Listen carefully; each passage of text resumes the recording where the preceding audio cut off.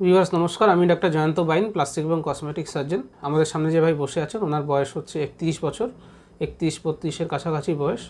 এই ভাইয়ের মাথার চুল পড়ে গেছে, একদম মাথার এই জায়গাটা খালি হয়ে গেছে।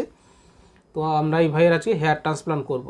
তো হেয়ার ট্রান্সপ্লান্ট সার্জারি করার আগে আমরা এই ভাইয়ের মনে যে প্রশ্নগুলো আছে সেগুলো নিয়ে একটু শর্টে ডিসকাশন করব। দ্বিতীয় প্রশ্ন স্যার, যারা একটু নেশা ভান করে তার মধ্যে কোনো অসুবিধা তো নেই? আচ্ছা, এই নেশার সম্বন্ধীয় নেশা কিন্তু দু রকমের হয়। একটা হচ্ছে যারা হচ্ছে অ্যালকোহল নেন, অ্যালকোহল নেন, আর একটা হচ্ছে যারা স্মোকিং করে মানে তামাক নেয়। আমাদের হেয়ার ট্রান্সপ্লান্টের সঙ্গে তামাকের কিন্তু একদম মানে না খুব মারাত্মক রিলেশন, ঠিক আছে? আপনি যত অসুবিধেই হোক না কেন, স্মোকিং যদি করেন, স্মোকিং যারা করে তাদের রেজাল্ট কিন্তু ভাই খারাপ হয়, ঠিক আছে? কী হয়, স্মোকিং তামাক, সেটা আপনি বিড়ি সিগারেট খাওয়া হতে পারে, খৈনিও হতে পারে, গুটকাও হতে পারে, সবগুলোতেই তামাক থাকে। বা নাকে অনেকে নস্যি নেয়, সব কিন্তু তামাক, টোবাকো প্রোডাক্ট। যেমন ধরুন আপনি গাছে জল দিচ্ছেন, জল দেওয়ার জন্য পাইপ আছে, পাইপের মধ্যে যদি জং ধরে যায় তাহলে জল কম যাবে তো।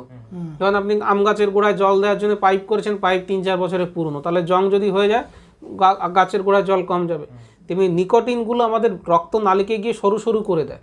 আমাদের চুল তো ধরুন ইমপ্লান্ট করা, চুলের গোড়ায় যদি ভালো নিউট্রিশন না যায় সে ভালো বেরোবে না। তেমনি নিকোটিন যারা নেয় তাদের কিন্তু ওই রক্ত সংবহন চুলের গোড়াতে কম হয়, ফলে তাদের রেজাল্ট কিন্তু একটুখানি কম্প্রোমাইজড হবে। একজন নর্মাল পেশেন্টের যত ভালো রেজাল্ট হয়েছে, যারা নিকোটিন নেয় বা সেটা নিতে বন্ধ করতে পারছেন না তাদের কিন্তু তার থেকে 30% কম রেজাল্ট হবে। ওদের যদি ধরুন আমি 90% রেজাল্ট বলি, যে আপনার 90% রেজাল্ট আসবেই, ওদের ক্ষেত্রে কিন্তু আমরা বলবো আপনার 70% ম্যাক্সিমাম রেজাল্ট আসবে। 65 to 70%। অ্যালকোহলের সঙ্গে কোনো রিলেশন নেই, তবে আমরা প্রথম 10 দিন অ্যালকোহল নিতে বারণ করি এই কারণে, চুলগুলো তো লাগানো হবে। ধরুন অ্যালকোহলের প্রভাবে আপনি গিয়ে কোথাও গুঁতো খেলেন, হ্যাঁ, বা আপনি মাথাতে খুব বেশি করে হয়তো কোনোভাবে আঁচড়ালেন বা কিছু একটা করলেন, সেটা করলে পরে কি চুলগুলো উঠে যাওয়ার একটা সম্ভাবনা থাকবে।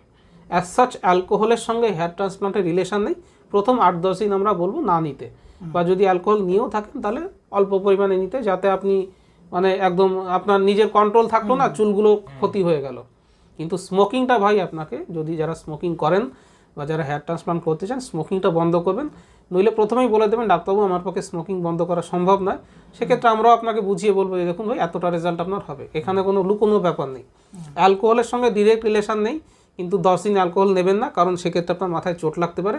আর স্মোকিংয়ের সঙ্গে কিন্তু সাংঘাতিক রিলেশন আছে, স্মোকিং করলে কিন্তু ভাই রেজাল্ট খারাপ হবে।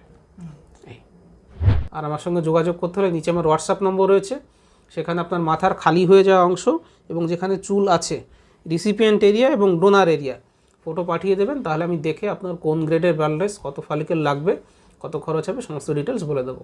ভিডিওটা ভালো লাগলে লাইক করবেন, শেয়ার করবেন, চ্যানেলটাকে সাবস্ক্রাইব করবেন। ভিডিও দেখার জন্য ধন্যবাদ, নমস্কার।